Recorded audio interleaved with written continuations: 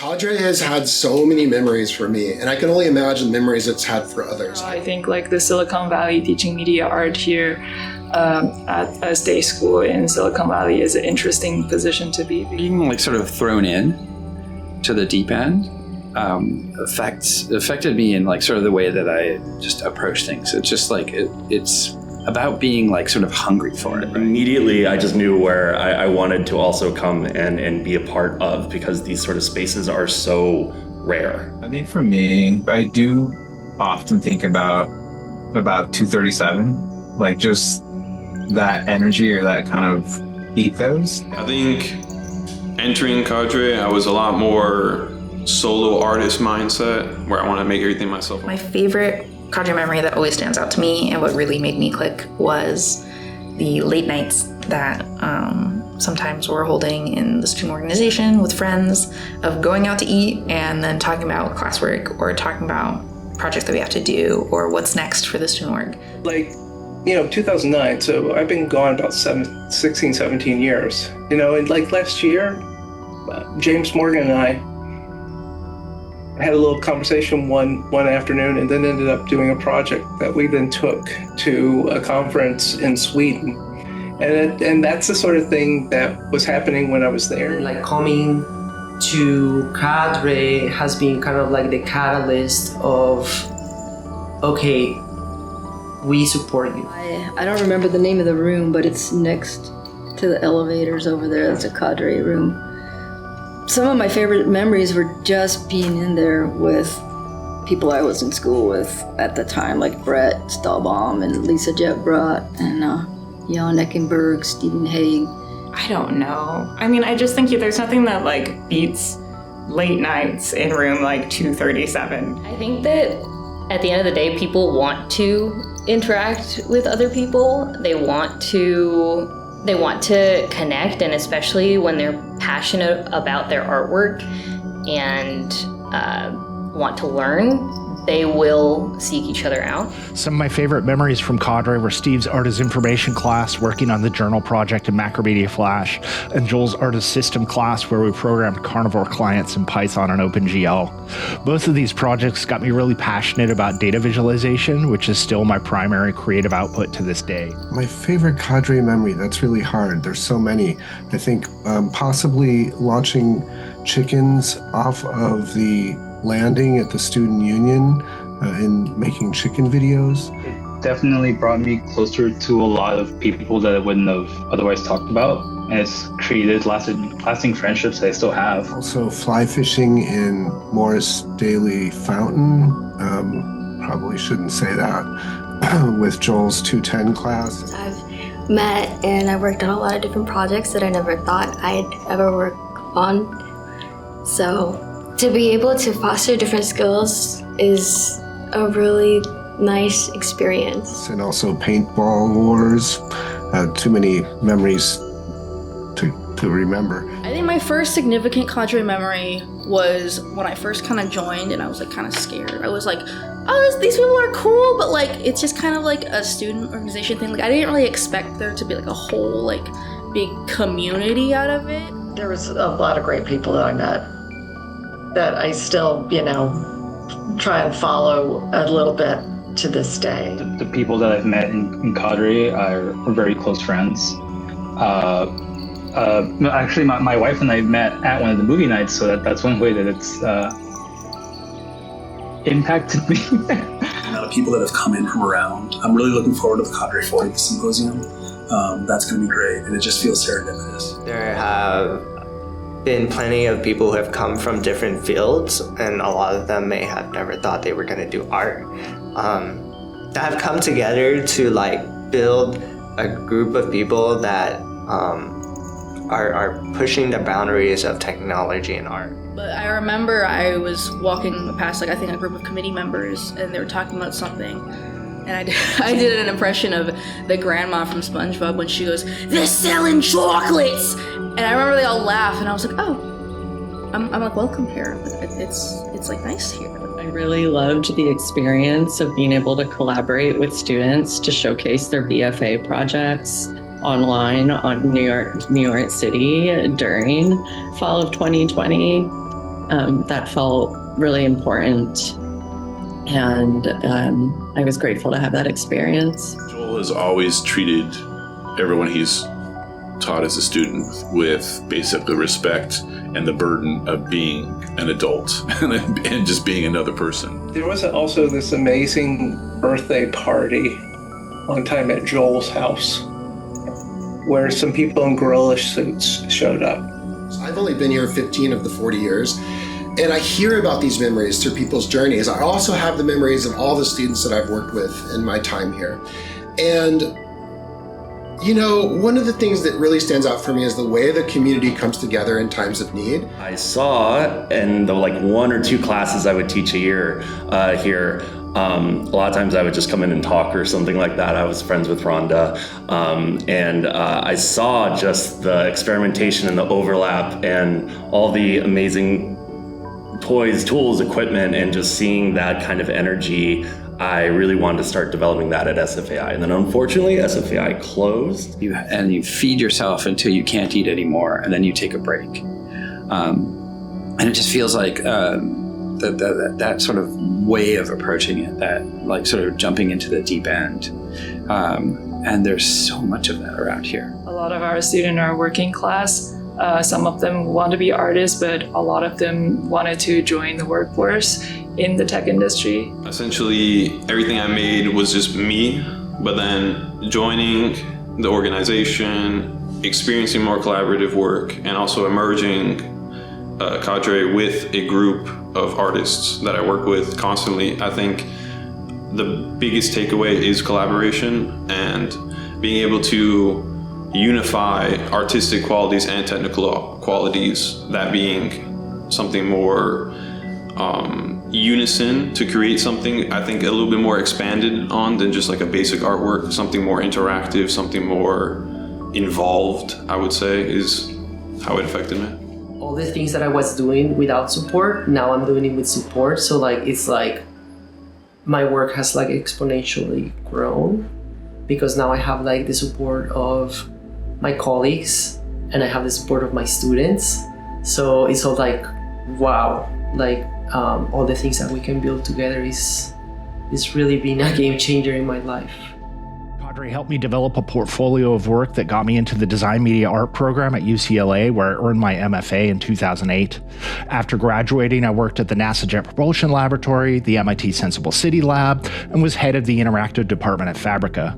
For the past 11 years, I've been teaching at the USC Ivan and Young Academy for Arts, Technology, and the Business of Innovation, where I'm currently an associate professor of interactive technologies. It's something that I've now been here now for 6 years, and I'm really proud to see how far the department's grown. And it's, like I said, it's a rare thing. Not many places allow students the freedom to treat technology and art as just a sort of generalized meta medium that students can find their own unique paths in their artistic practice through a wide variety of tools and techniques, which is just so fun.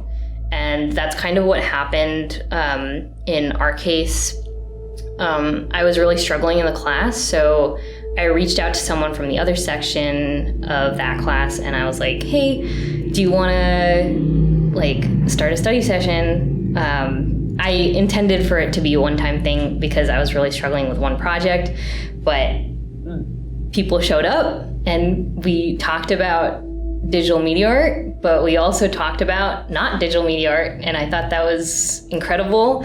And that capacity to talk about everything together was, I think, what made it so successful. And so like it's interesting to teach art and media art to these students who will grow up to become like workforce in a startup company, to become like the builder of this techno future. So in a way, it's almost like planting seeds of critical thinking and arts and humanity into the future generation who will be shaping what this future that's going to be driven by technology look like? So many of the different faculty members have their different areas of expertise. You can learn so much just by hanging out with them for 30 minutes, and then outside of that, even beyond the school, Esteban has been showing downtown.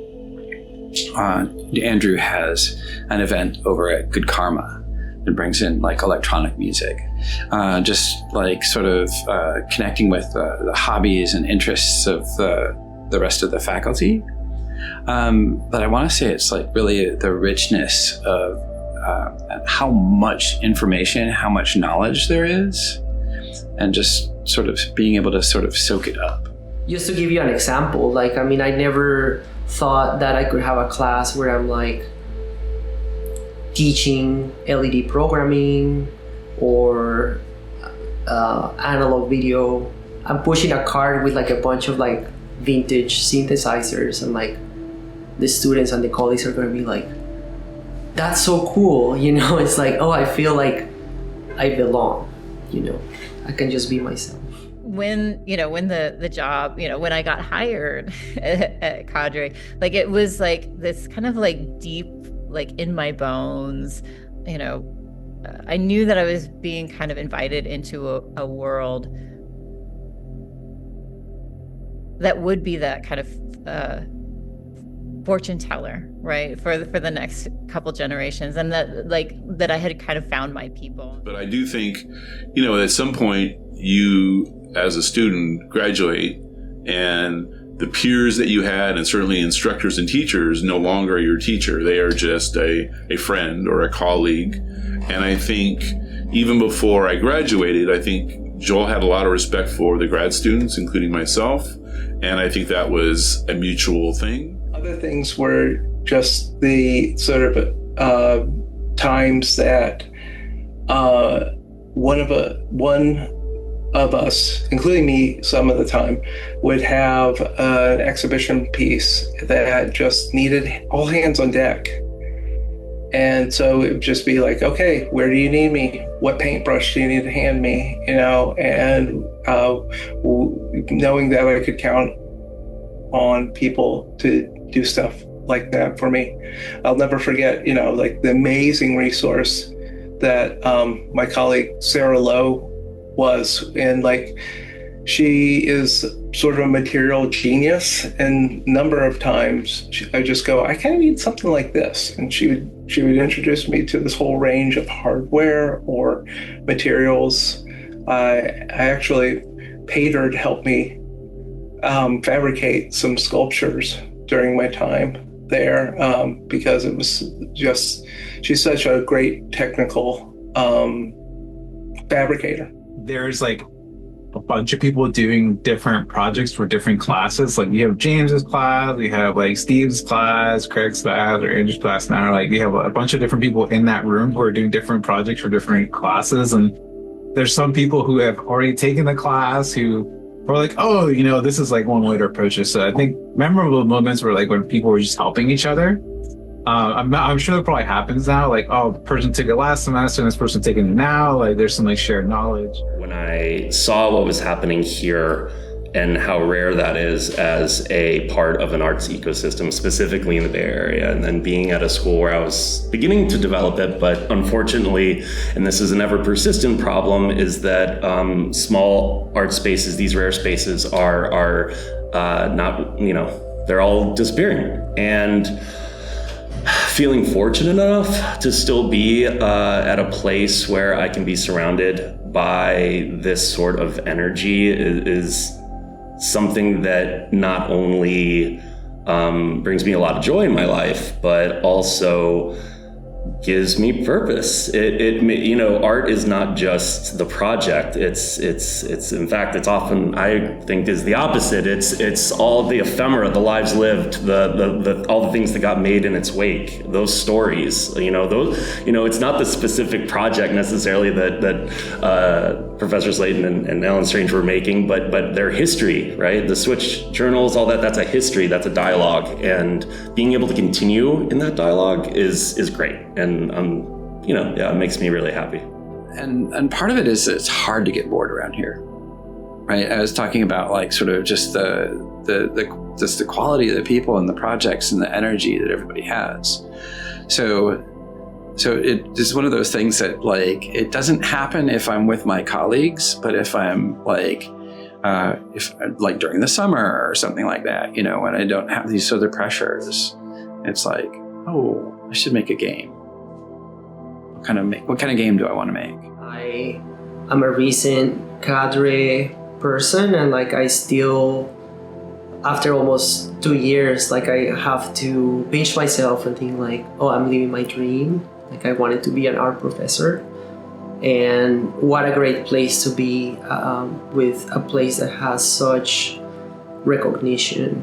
I just noticed it like last year when I went to the Media Art Histories Conference. Like my presentation as a CADRE professor always came with like, oh, you know, like everybody in the media art world knows about CADRE, the work that Joel has done.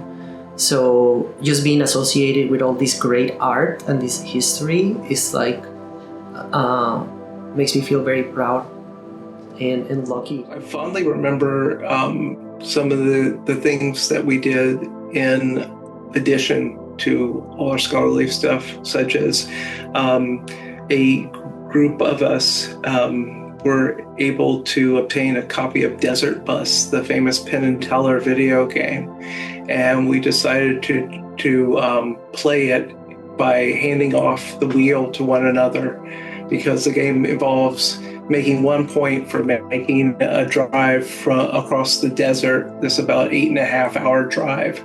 So having a sofa in one of the studios with a video game console, and then you had your shift, you'd have to show up and hang out. And Desert Bus is really great because you gotta be careful because the wheel drifts a little to the left, and so you've got to maintain and make sure you don't run it off the road and spoil that 1 point. We just spent countless hours in there just doing work, but the interactions that we would have of just talking, I think that's so important. And like one of the things that, you know, so much is mediated through the internet and our phones, and that those one-on-one experiences are really important, and I'm glad to see you all together in a room together.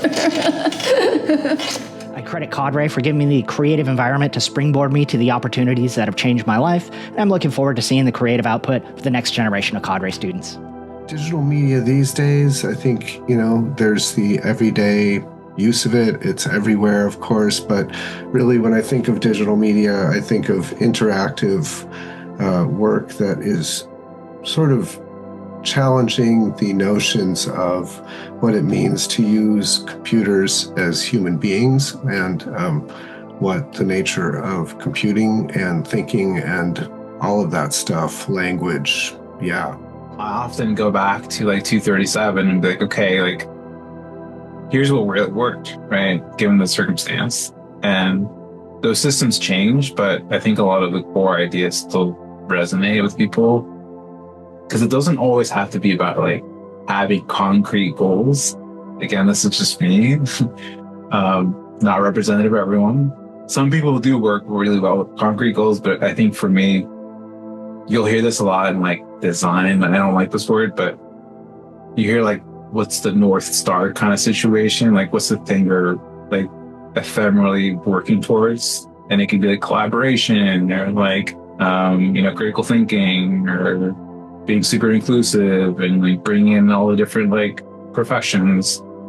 But yeah, like, I think that's what's still relevant for me today, my work. And I feel like that also kind of calls back to the original stuff that C5 did, right? I think you'll hear that a lot. Weird stuff they were doing, right? But I think those philosophies still kind of permeate throughout the years. So regardless, yeah. 237.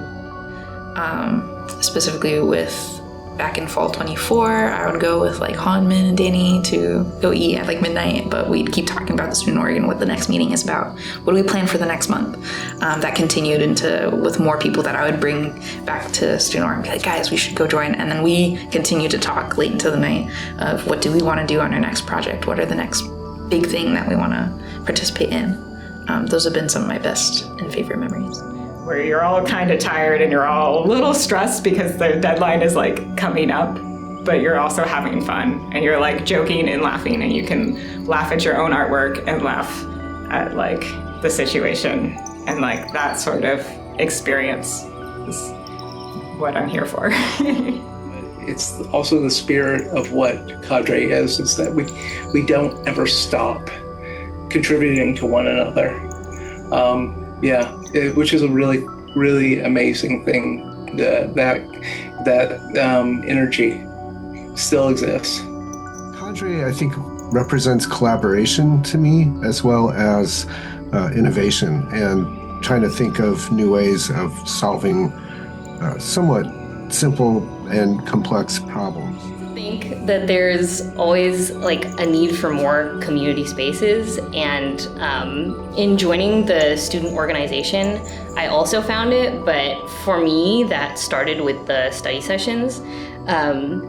And yeah, they started off as very like, oh yeah, like we come together, we code, we laugh a bit. But by the end of the semester, we were like meeting up in the library and hooking a gaming console up to the TV and like playing together while we submitted our BFA portfolio submissions. So like it just it really blossomed from there. And I can't really say much on this other than like people love to connect with each other, and they will.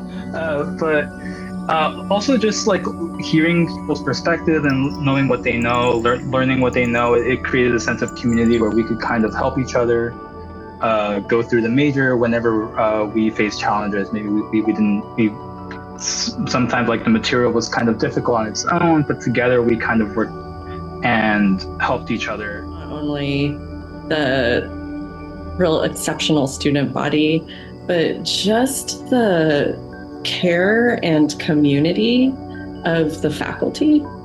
I've taught at many institutions, or I should say I've taught at several institutions, and CADRE at SJSU is by far like the most engaged faculty group who care not only about the students, but working together as a team to create the best like learning environment. Provides you a space to really meet people and try out new things. I think CADRE has really been built on this foundation that there's just a solid community and the factor of collaboration within the community. CADRE is not a place.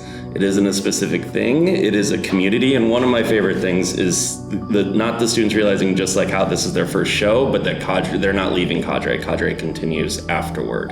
And that's a community that thrives and survives even after graduation. This is only the beginning, and then we grow from here. It's always one of my favorite things to tell them about these final stages. I mean, CADRE has always had a strong community, and it's basically our secret sauce. Like we don't really know why we persist. But if I were to try to give an explanation, and I talked with Joel about this quite a bit, is that the secret sauce is the CADRE community. And what does that mean? It really means the people and the types of experiences they create with each other. That peer-to-peer, bottom-up type of model comes from the dawn of the early internets that I was talking about earlier, but also is promulgated within the community of CADRE. So many of my memories are really around that community, both the highly elevated experiences like maker fairs or the Paseo Prototyping Challenge, or when students solved problems together on a class project. But it also digs deeper down into moments when things are really difficult for us and where we face challenges of recognition in terms of our legitimacy, of access to space for a rapidly growing program, and efforts to basically get rid of the program, which is what I encountered when I first arrived.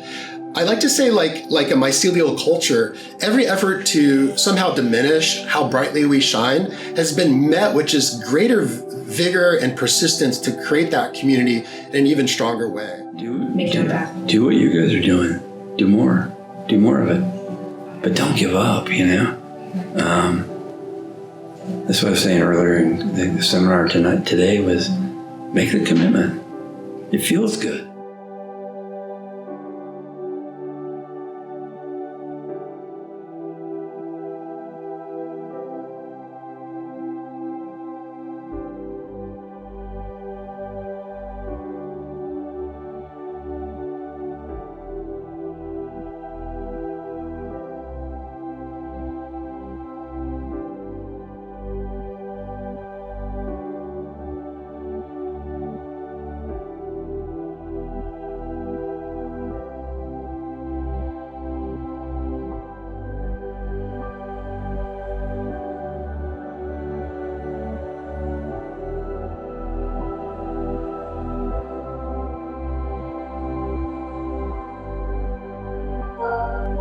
Incoming message from Jody.